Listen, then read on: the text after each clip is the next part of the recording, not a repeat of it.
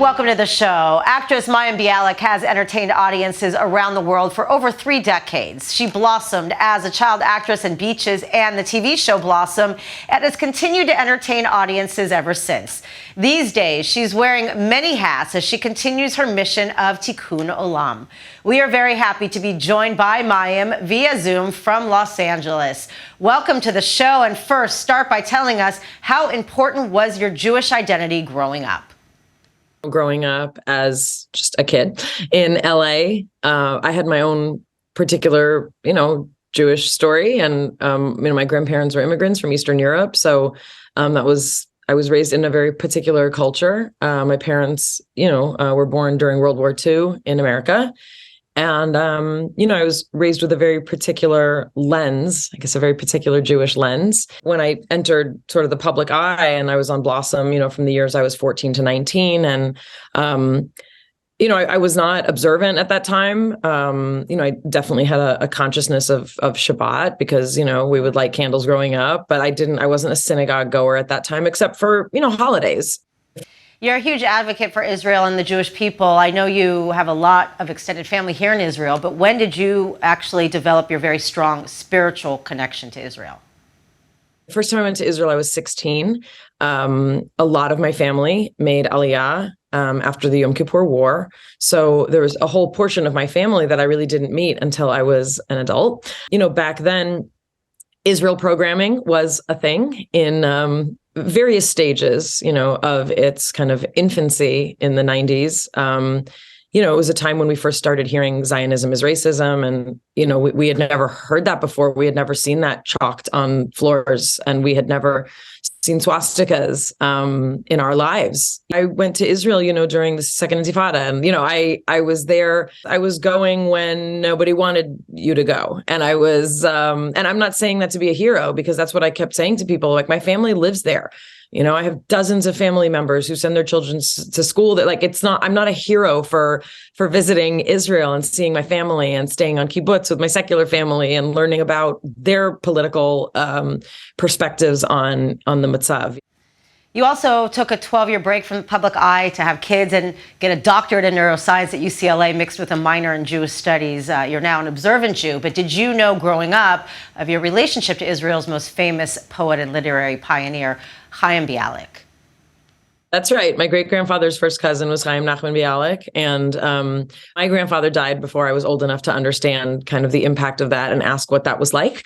But obviously we have a tremendous amount of pride in our name, our identity. There was always my dad had a photograph of Bialik Street, one of the Bialik Streets, framed in our house my whole life. And I am an active museum goer. I always go to the Bialik Museum when I'm in Tel Aviv. I don't know if you can see it. Yeah, my Bialik library is a certain section over there.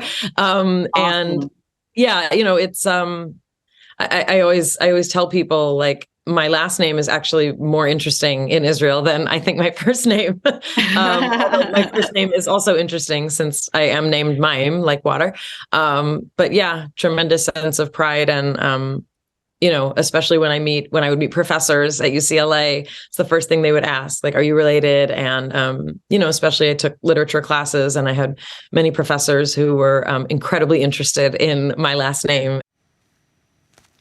And professionally, you're now currently gracing 2 different TV networks as the host of Jeopardy and also starring in the sitcom Call Me Kat, which is now in its 3rd season. Tell us more. On Celebrity Jeopardy! What is Pause? What is Rocky? Who is Betsy Ross? Everyone is a star. One of the wonderful things about hosting Jeopardy is you don't have to be good at it because all of the clues are written down. Things that I have to be good at for hosting Jeopardy are really, in many cases unrelated to what a lot of people think. I need to be able to listen to a person talking in my ear all day while standing in heels and reading lots of things. Yeah. Jeopardy is incredibly iconic. When I was on Blossom, we had a fantasy sequence where Alex Trebek guest starred, and we had a Jeopardy sequence. So it's such a part of, obviously our cultural vernacular. Okay, Katy Perry, it's time to bring it. The halftime show is in 2 days. You are not focused. You're not even close to knowing your choreography. Let's take it from the top, okay? It's a show about a woman, that's me, and we've had 3 years of a lot of fun. We filmed during COVID, which is no small feat. It's very difficult to film during COVID. We like to think of ourselves as we're like a warm hug. We're not looking to do Shakespeare, and sitcom serves a very specific purpose of entertainment in a very specific kind of modality. And I'm grateful to still be on television. I'm grateful that people want to see this face in that little TV box. So. I do love that I get to work with cats because I am a cat person in real life. You're also very passionate about doing your part to get rid of the stigma surrounding mental health challenges. Tell us about your popular podcast, Mayim Bialik's Breakdown, which is also available on your YouTube channel. I'm Mayim Bialik, and welcome to my Breakdown. There's a lot of misinformation and myths out there about mental health. And the goal is for me to break things down so that you don't have to. Yeah, we basically talk about all things mental health and mental wellness. And we started this during the pandemic because we realized that our own mental health was definitely taking dips and turns and dives.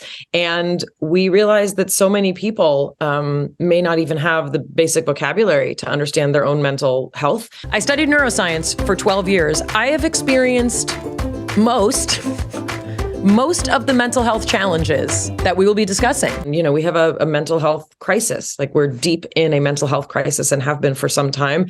And I think, the way the whole kind of culture is shifting around the way we speak about misogyny, the way we speak about the patriarchy, the way we speak about systemic injustice, whatever that means, like, those are all conversations that lead to us understanding kind of best how we can live better. I can say this as the mother of a 14 and a 17-year-old. Our children have whatever struggles we had, and we have whatever struggles our parents had. And especially, there's a lot of conversation about intergenerational trauma. And this has been something, honestly, in the Jewish community and in specifically research coming out of Israel. The notion of intergenerational trauma is something that, used to be kind of spoken about in hushed tones. It was this kind of like dirty secret that, like, oh my gosh, like what our parents experienced, what our grandparents experienced. There are ways that those impact, our coping mechanisms and our chemistry, literally. It's Mayim Bialik's Breakdown. She's gonna break it down for you because she knows a thing or two.